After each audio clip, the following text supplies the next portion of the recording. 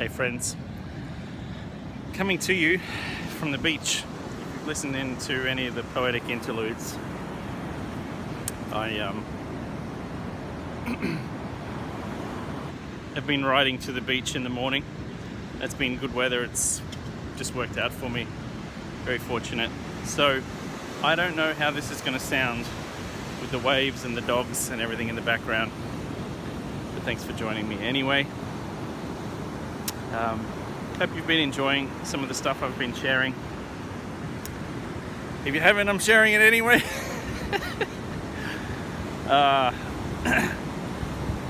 So I wanted to talk about some teaching which profoundly touched me and gave me a new lens to look at life through. I guess in many ways, part of my hope with this podcast is that, it provokes you to think different ways. So I'm just sharing bits and pieces of my journey to see if maybe they're some kind of help to you. There's a book written in the 1960s. It was actually an article, a personal article that was published by a very famous rabbi in America, Joseph Soloveitchik, Rabbi Joseph Soloveitchik. And you can get the book somewhere, Amazon or whatever. And I think the original article is somewhere else. The book was slightly modified. But it's called The Lonely Man of Faith. The Lonely Man of Faith. And I came across this listening to a talk that David Brooks did. So, trigger warning, I'm going to use a bit of scripture here. For those who are like, don't do it, I'm not. So there it is. But I'll be kind. What I appreciated about this book was, here is a man, he's in the later stages of his life. He's lived many years, several countries, has played a very spiritual and prominent role in the Jewish community in America. And of course we share, Christianity and Judaism share a lot of similar views. And we share the Abrahamic texts as well, including the book of Genesis. Now, what I like about this teaching is that he presents two archetypes, two parts of our inner life that can be seen as two opposite poles, North Pole, South Pole. And what I'm about to explain, he says, and I'd agree, that both of these elements live within us. And he calls them Adam 1 and Adam 2. And I'll explain. In the first chapter of Genesis, it says that God made Adam and he put him in the garden to basically dominate, to multiply, have dominion over the fish of the sea, birds of the air, and every living thing. And so he's given, we don't know how he's made, he's given an instant job, an instant task. Adam 1 is made to do things. The next sort of mention of Adam's creation in the next chapter, or is it chapter 3? I think it's chapter 2. But you'll know this if you're familiar with the story, is that he creates Adam out of the dust. Now when I say Adam here, it's Adam, it's mankind. We're talking metaphysical here, not actual gender. So when I say Adam, it's both. However, just in the Adam 2 scenario, Adam's created out of the dust, so we know what he's made out of, and he's just placed with this job in the garden. He's not here to take over the world like Adam 1. Adam 2 is put in the garden, and then his partner, his soulmate, his intimate other is taken from him later on. We can only assume that Adam and Eve are there. They've got a job. You can't just go forth and multiply if it's just the one Adam. And in the Hebrew scripture, in the Hebrew language, you can go through and study the nuances of all that. But Rabbi Soloveitchik says that we have within us both Adam 1 and Adam 2 aspects. These are kind of what we could call archetype, if you want to use the Jungian language here. Then here's an archetype of two Adams within us. The first Adam is the mastery guy. He has to take over the world.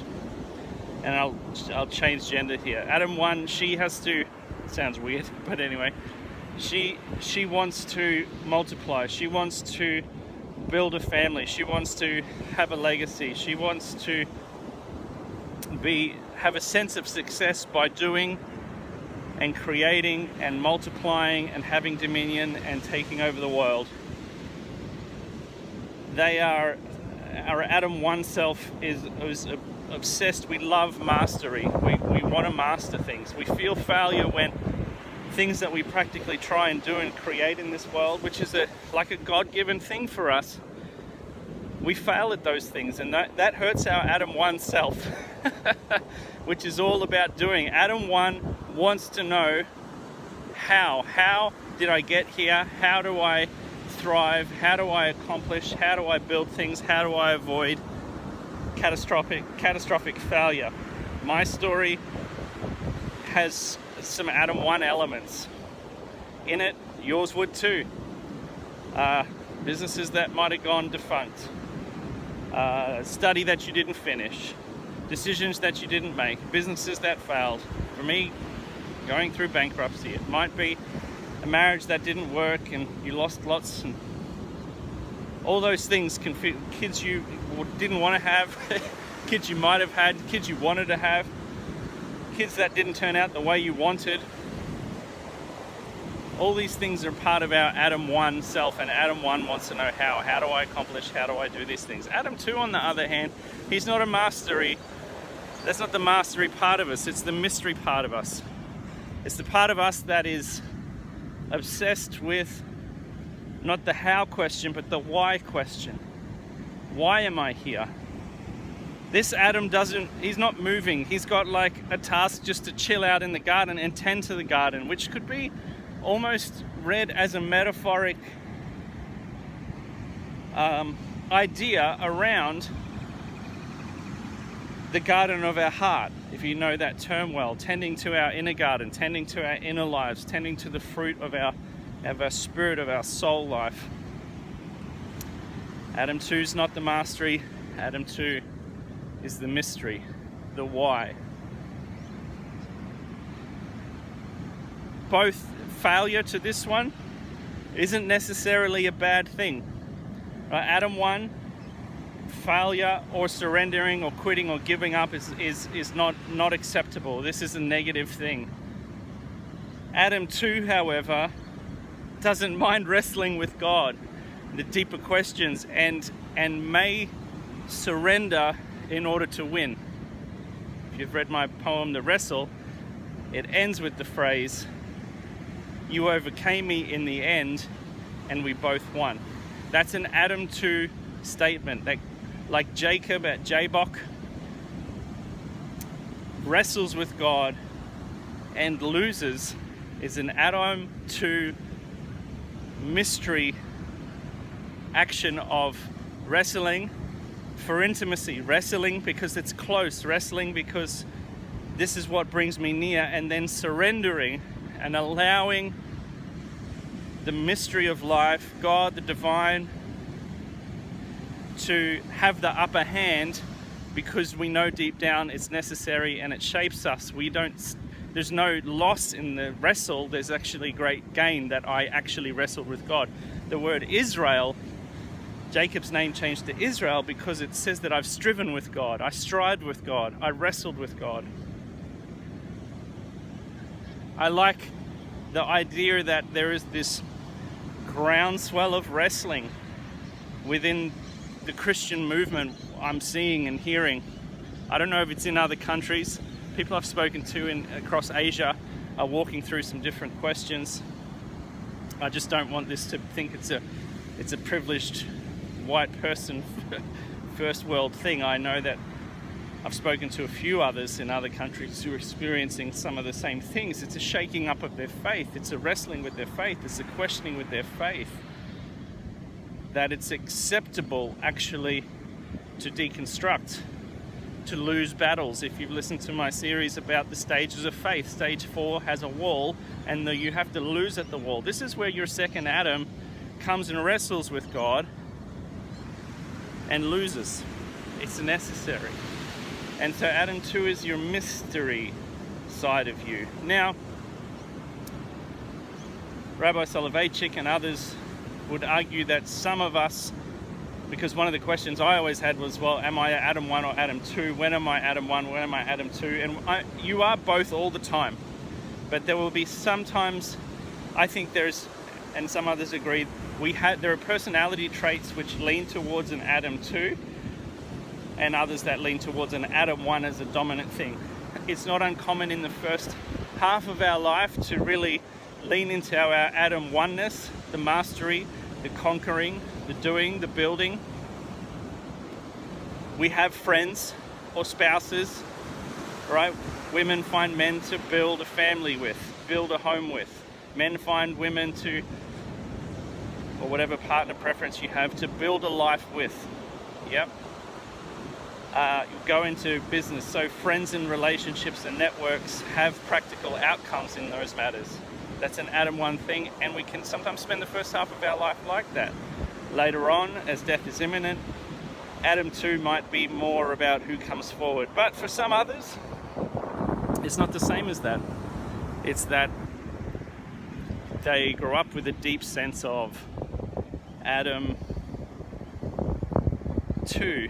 The mysterious Adam is really the prevalent and primary expression of who we are. And so we're more thinking than doing, whereas Adam 1 is more doing than thinking. So again, there's no right or wrong here, but if we can't lean into both and switch both, it's argued that this is where we end up with some real psychological friction within ourselves that can be undetermined and problematic. We spend our whole life looking at all the Adam 1 failings that we had, right? Or we get to the end of our life and we realize there's no real depth. Now, the book is called The Lonely Man of Faith, and why is it about being lonely, and why do I want to talk about this? I want to begin to talk a little bit about, and I think this is a good solid beginning over the next whatever podcast, is think about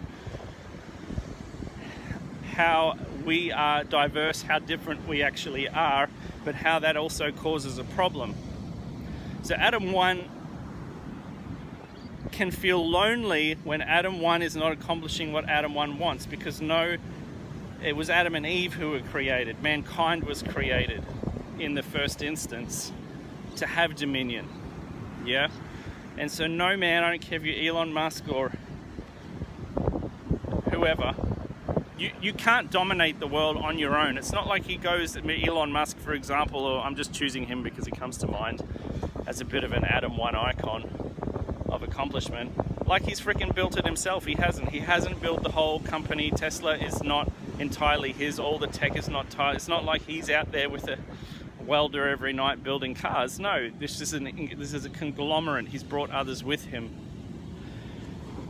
And we can feel, Adam 1 can feel lonely when there's no one to build with. Or there's no one to skite to, if I'm going to use that. There's no one to show off to. There's no one to drive my new car past. There's no friend to invite to my new house. There's no family to invite on my new boat. They can be very lonely. It's a practical loneliness because it's almost this sense of like, who will celebrate or build this with me? And there's no one to do these things with or to show that I've done these things too. That can feel very lonely. So Adam 1 experiences loneliness. Adam 2's loneliness, however, is quite different, but still valid. In that Adam 2, look at this fly, it's amazing. Adam 2's desperate to have. See, Adam 2 knows sincerely, very much, deep. You and I want to say, I'll make it personal. You and I, there's part of us that deeply, deeply knows that they are not known and nobody really gets them.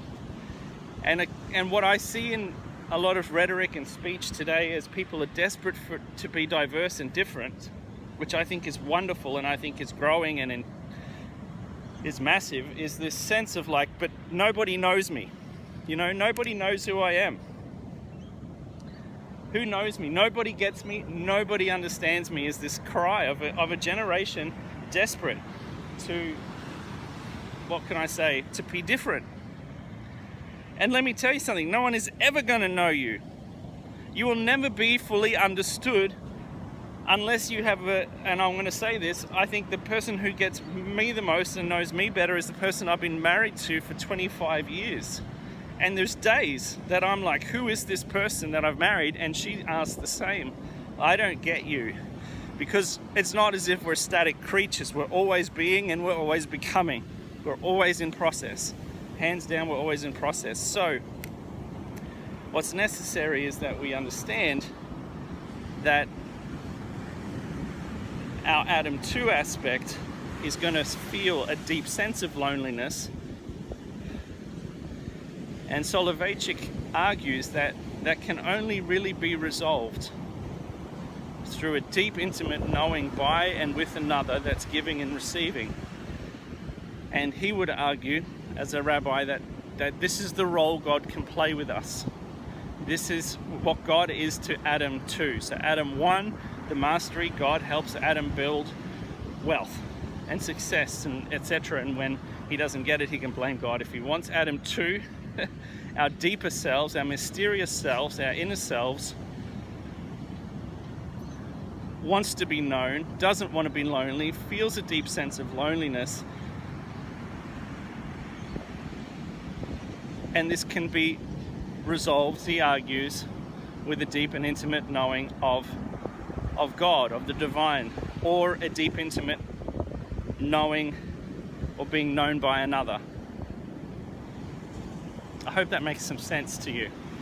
That it's actually not an either or thing, it's a both. That you're both the Adam 1 and you're the Adam 2 as well. You can lean from one towards another.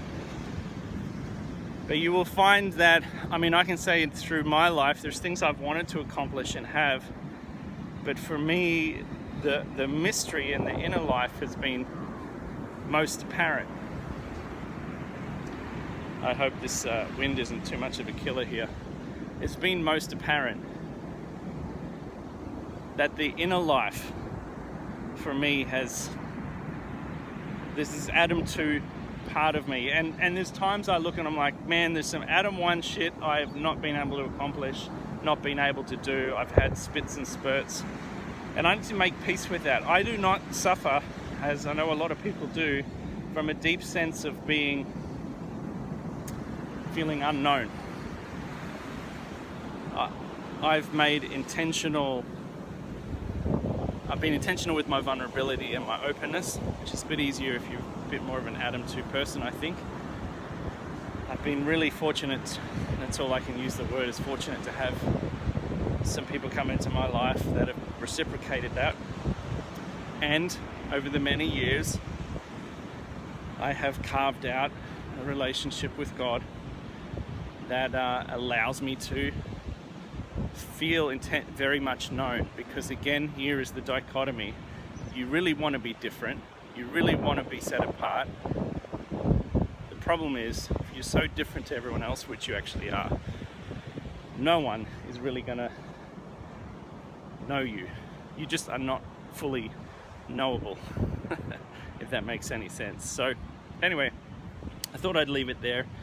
Would love to hear your thoughts and responses to that. Hope the audio was good too. Have a good day.